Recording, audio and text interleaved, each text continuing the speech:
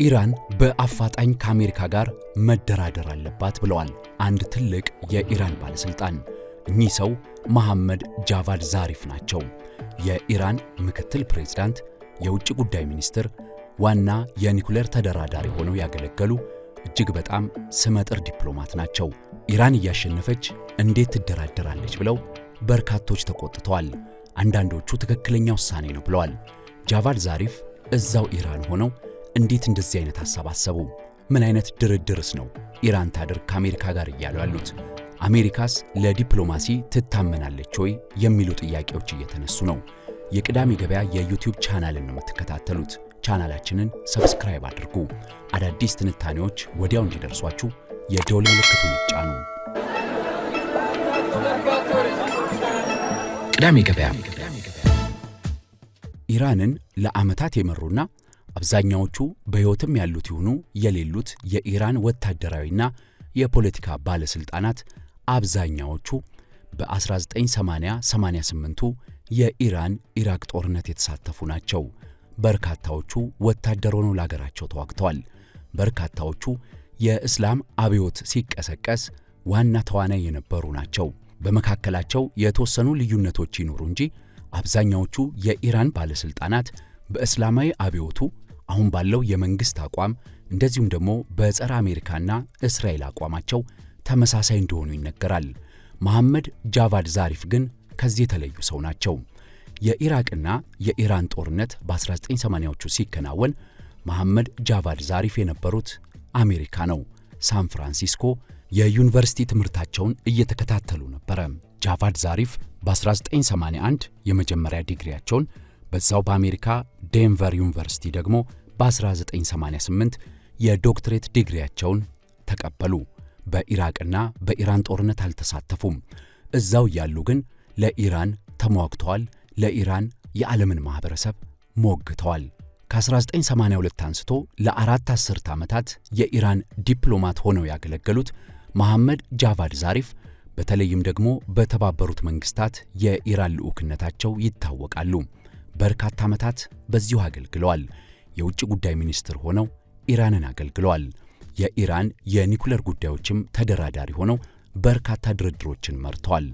የመጨረሻው ስልጣናቸው የሚባለው ባለፈው ዓመት የለቀቁት ምክትል ፕሬዝዳንትነትና የፖሊሲ አማካሪነት የሚለው ስራቸው ነበረ። መሐመድ ጃቫድ ዛሪፍ አሁን የቴሄራን ዩኒቨርሲቲ መምህር ሆነው እያገለገሉ ነው። እኚህ አሜሪካን የተማሩባትና የሚያውቋት የምዕራቡን ዓለም ፍላጎትና ፖለቲካ ለዓመታት በድርድር የሚያውቁት ሰው አሁንም የድርድር ጥሪ አቅርበዋል። ኢራን በጊዜ መደራደር አለባት ብለዋል መሐመድ ጃቫድ ዛሪፍ። ስመጥሩ ዲፕሎማት ኢራን ጦርነቱን እንዳልጀመረች እንዲሰመርበት ሐሳባቸውን አቅርበዋል። በፎሬን አፌርስ ላይ የወጣው ጽሑፋቸው እንደሚያትተው ነገር ግን ኢራን ጦርነት ተከፍቶባት በሚገባ ተከላክላለች። አሁን ግን ወታደራዊም ኢኮኖሚያዊም የሲቪል ልማቶችም እየወደሙባት ነው ብለዋል። በተሳሳተ ስሌት አሜሪካና እስራኤል ወደ ጦርነቱ እንደገቡ ለዓለም ማህበረሰብ ኢራን በጀግንነት ግልጽ አድርጋለች ይላሉ ጃቫድ ዛሪፍ። ኢራን የሚገባትን እስክታገኝ ሆርሙዝን ዘግታ እንድትቆይም ይመክራሉ። ነገር ግን አሜሪካና እስራኤል ተስፋ በቆረጡና ከኢራን በኩል ከፍተኛ ተቋቁሞ በገጠማቸው ቁጥር የማህበረሰብን ልማት እያጠቁ ይሄዳሉ የሚል አቋም ያራምዳሉ። መሐመድ ጃቫድ ዛሪፍ ያሉት ስህተት የለውም። ምክንያቱም በኢራን እጅግ ግዙፍ ድልድይ በቅርቡ ተሰብሯል። በርካታ ትምህርት ቤቶች ተመትተዋል። ሰላማዊ የልማት እንቅስቃሴዎች ወድመዋል። የኢራን የብረታ ብረት ኢንዱስትሪዎች በእስራኤል አውሮፕላኖች ጋይተዋል። እናም ጦርነቱ የኢራንን መንግስት ከመጣል የኢራንን ማህበረሰብ ወደ መበደል እየሄደ መሆኑን ጃቫድ ዛሪፍ ይናገራሉ። ለዚህም ነው ወደ ድርድር እንሂድ የሚሉት። ኢራን በአሸናፊነት ሆርሙዝን የሚከፍት የኒኩሌር መርሃ ግብሯን የሚያቆም ሐሳብ አቅርባ ወደ ድርድር ትሂድ ይላሉ መሐመድ ጃቫድ ዛሪፍ። የአሜሪካው ፕሬዝዳንት ዶናልድ ትራምፕ የሚሰጧቸውን አስተያየቶች ተመልከቱ ይላሉ ጃቫድ ዛሪፍ። ዶናልድ ትራምፕ በየጊዜው የሚሰጧቸው አስተያየቶች እርስ በርስ እየተጣረሱ የኢራንን መንግስትና አብዮታዊ ዘቡን ከመዝለፍና ከማስፈራራት አልፈው ኢራንንና ኢራናውያንን ወደ ድንጋይ ዘመን እንመልሳቸዋለን እያሉ እየዛቱ የሚገኘው ከተስፋ መቁረጥ የተነሳ ነው። እናም አሜሪካንና እስራኤልን ከዚህ በላይ ወደ ከፋ እርምጃና ወደ ተስፋ ቆራጥ ውሳኔዎች ከመሄዳቸው በፊት ኢራናውያን ለሕዝባችንም ለዓለምም ስንል በአሸናፊነት ወደ ድርድር እንሂድ ነው ምክራቸው። ጃቫድ ዛሪፍ ውጭ ጉዳይ ሚኒስትር በነበሩበት ጊዜ ኢራን ለአሜሪካ የሰራችውን ውለታ አንስተዋል። አሜሪካ በአፍጋኒስታን ዘመቻ ከፍታ አልቃይዳን ማሳደድ ስትጀምር ኢራን ለአሜሪካ ከፍተኛ ድጋፍ አድርጋ ነበረ። ነገር ግን የከፈልነውን ውለታ አሜሪካ መልሳ የከፈለችን በክህደትና በቦምብ ናዳ ነው ብለው ተናግረዋል ጃቫድ ዛሪፍ። እናም ኢራናውያን ወንድሞቼና እህቶቼ በዲፕሎማሲ ተስፋ ቢቆርጡ አሜሪካ በጠረጴዛ ዙሪያ ለሚደረግ ድርድር ታማኝ አይደለችም ብለው ኢራናውያን ቢበሳጩ አልደነቅም፣ አልገረምም፣ እውነታውም ያ ነው ብለው ይናገራሉ። ነገር ግን ያለውን ብቸኛ አማራጭ ንግግር ነው ይላሉ። የዓለም ማህበረሰብ በታዛቢነትና በተሳታፊነት ባለበት መልኩ ንግግርና ድርድር የኢራን መፍትሄ ነው ባይ ናቸው መሐመድ ጃቫድ ዛሪፍ። የሦስት አስርት ዓመቱ ዲፕሎማት ጃቫድ ዛሪፍ የተራዘመ ጦርነት ኢራንን ክፉኛ ይጎዳታል ብለው ነው የሚከራከሩት። በተለይ ሰብአዊ ልማቶች እየተመቱ የሚሄዱ ከሆነ ኢራን ክፉኛ ትጎዳለች፣ ሕዝባችንም ይሰቃያል፣ የመልሶ ግንባታው ጊዜም ወጪውም እየረዘመ ይሄዳል። እናም ጦርነቱ ቢራዘም ኪሳራው ለኛ ነው ይላሉ ጃቫድ ዛሪፍ። እናም ኢራናውያን ጦርነቱን ጋብ አድርገን ከአሜሪካ ጋር የምንደራደርበትን ሁኔታ መፍጠር አለብን ብለው ያነሳሉ። በእርግጥ የድርድር ሐሳቦች እየተከናወኑ መሆኑ ይታወቃል። በፓኪስታን መሪነት በርካታ ሀገራት ኢራንና አሜሪካን ፊት ለፊት ለማስቀመጥና ለማደራደር የተለያዩ ሙከራዎችን እያደረጉ ነው። እስካሁን ኢራንም አሜሪካም ያቀረቧቸው የመደራደሪያ ነጥቦች በጣም ጫፍ የረገጡ መሆናቸው ነው ለማቀራረብ ያልተመቸው። እናም አሁን ጃቫድ ዛሪፍ ያቀረቡት ሐሳብ ሁለቱን ወገኖች ሊያቀራርብ ይችላል፣ የዓለም ማህበረሰብም በአሜሪካ ላይ ግፊት እንዲያሳድር ያግዛል ያሏቸውን ነጥቦች ነው ያነሷቸው። እነዚህ ነጥቦች ምንድናቸው የሚለውን ከማየታችን በፊት ኢራንና አሜሪካ በዚህ ጦርነት የተገነዘቡት እውነት ብለው ያስቀመጡትን ላስቀድምላችሁ።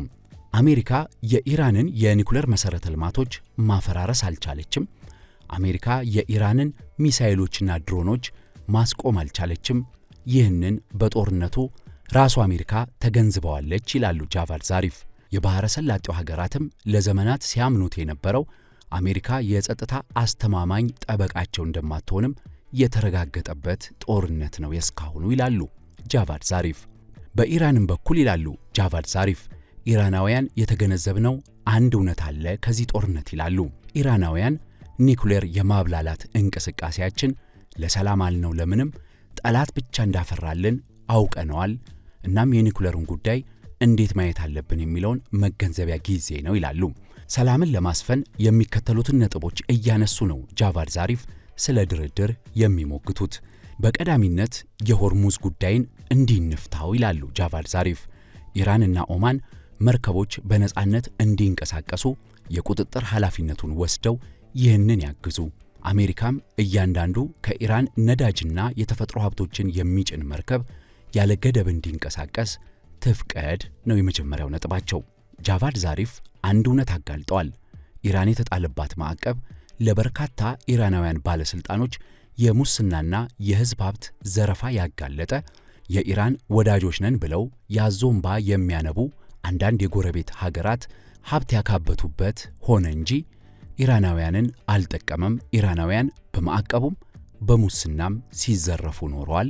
እናም አሁን የዓለም መንግስታት ተባብረው አሜሪካ በኢራን ላይ የጣለችውን ማዕቀብ እንደዚሁም አሜሪካ ባቀነባበረችው መልኩ በተባበሩት መንግስታት የተጣሉ በርካታ የኢራን ማዕቀቦች ሙሉ በሙሉ ይነሱ ባይ ናቸው ጃቫድ ዛሪፍ።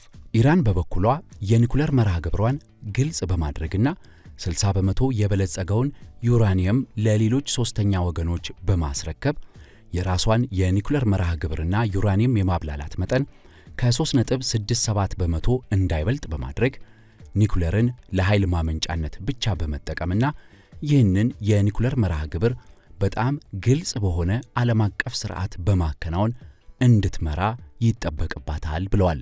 ይህ ድርድር አሜሪካንንም ኢራንንም ማስማማቱ አይቀርም ብለው ይገምታሉ ጃቫድ ዛሪፍ። ለባሕረ ሰላጤው ሰላምም ጃቫድ ዛሪፍ ይህንን መፍትሄ ያስቀምጣሉ። እሳቸው የሚሉት የገልፍ ሀገራት በሙሉ ተሰባስበው ቱርክ፣ ፓኪስታንና ግብፅን የመሳሰሉ የአካባቢው ዋነኛ ተዋናዮችን ጨምረው እንደዚሁም የተባበሩት መንግስታት የጸጥታው ጥበቃ ምክር ቤት ቋሚ አባል የሆኑትን 5 ሀገራት አካተው የባሕረ ሰላጤው ሰላም በጋራ የሚጠበቅበት የዓለም እጅግ አስፈላጊ ሀብት የሆነው ነዳጅና የተፈጥሮ ሀብት በሰላም የሚንቀሳቀስበት ሁኔታ መፍጠር ላይ ቢስማሙ ብለው ጃቫድ ዛሪፍ አስቀምጧል። በሆርሙዝ ሰርጥ ላይ ጃቫድ ዛሪፍ የሚሉት እንዲህ ነው። አሜሪካ እንደምትለው ሙሉ በሙሉ ነፃ ይሁን፣ በአስቸኳይ ይቁም የሚለውም አይሰራም። ኢራን የምትለው በሆርሙዝ ለሚያልፍ መርከብ በሙሉ ቀረጥ እየከፈለ ይለፍ የሚለውም አይሰራም። የሆርሙዝ መፍትሄ ይሄ ነው ይላሉ ጃቫድ ዛሪፍ። ሆርሙዝን ድንበርተኞቹ ኦማንና ኢራን የመርከቦችን ነፃ እንቅስቃሴ በሚያረጋግጥ መልኩ ያስተዳድሩት፣ ይምሩት። ለዚህ ደግሞ ዓለም አቀፉ ማህበረሰብ ታዛቢ ሆኖ ይደራጅና ይከታተል። በዚህ መልኩ የባሕረ ሰላጤው ሀገራት የተሻለ ብልጽግና የሚያገኙበትና ኢራን የትኛውም ማዕቀብ ሳያግዳት ለሀገሯ ልማት የምትሰራበት ዕድል ይከፈት ይላሉ ጃቫድ ዛሪፍ። ጃቫድ ዛሪፍ በኢራንና በአሜሪካ የሁለትዮሽ ግንኙነት ዙሪያ ያስቀመጡት የመፍትሄ ሐሳብም አለ። አሜሪካና ኢራን በቀጣይ ለዓለም ሰላም የሚሰሩ ከሆነ የኢኮኖሚ ትብብራቸው ላይ መስራት አለባቸው ይላሉ። የአሜሪካ ኩባንያዎች በኢራን የነዳጅም ሆነ የሌሎች ሀብት ማበልጸግ ላይ እንዲሰሩ እንዲሁም አሜሪካ በጦርነቱ ለወደመው የኢራን ሀብትና የአካባቢው ሀብት በጋራ ኢንቨስት አድርጋ አብራ እንድትሰራ ይሁን ይላሉ ጃቫድ ዛሪፍ። ለዚህ ደግሞ አሜሪካ ከካዝናዋ ብዙ ብር ማውጣት አይጠበቅባትም ነው የሳቸው ሐሳብ። ኢራን ነዳጅና የተፈጥሮ ጋዟን እንዳሻት እንድትሸጥ ከተፈቀደ አሜሪካ ብቻ ሳትሆን ኢራንም የወጪው ተጋሪ ትሆናለች። እናም አሜሪካና ኢራን የሚያስተሳስራቸው የኢኮኖሚ መስመር መንገድ ይፈልጉ ይላሉ። ይህ ስምምነት ግን ተአማኒነት እንዲኖረው እንደ ሩሲያና እንደ ቻይና ያሉትን ጨምሮ የአውሮፓ ህብረትና የተባበሩት መንግስታት የጸጥታው ጥበቃ ምክር ቤት እንደዚሁም የባሕረ ሰላጤው ሀገራት ተካታች የሆኑበት ስምምነት ይካሄድ ነው የሚሉት ጃቫድ ዛሪፍ። የጃቫድ ዛሪፍ ሐሳብ በዚህ ጦርነት የኢራን ኃይሎችን የሚደግፉትን አስቆጥቷል።